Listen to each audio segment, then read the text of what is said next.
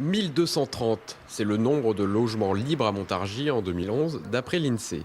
Un nombre en augmentation. En 5 ans, le taux de logements vacants a grimpé de 10,7 à 13,4%.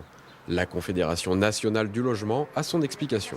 Les gens qui travaillent et puis que, bon, ils sont obligés, eux, d'aller, ils vont où qu'il y a le travail. Pas d'attractivité de la ville, hein. Il n'y a pas de travail, il y a trop de chômage.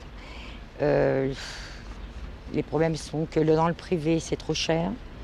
Dans le social, il y a des critères. Sur les 3300 logements sociaux, seulement une centaine seraient libres. C'est dans le parc privé que la vacance est la plus élevée. La municipalité conteste les chiffres de l'INSEE. Quand on analyse les choses, on voit que les 450 commerces sont quasiment inaccessibles dans les étages et que les anciennes surfaces qui étaient dévolues à l'habitation des exploitants ne le sont plus, ce sont des réserves, mais les services de l'État n'ont pas avalisé ce genre de changement de nature. Et bien entendu, ça fait beaucoup de logements qui sont effectivement inaccessibles, et inexploités aussi, et qui ne pourraient pas être repris dans l'État à moins de faire des gros travaux.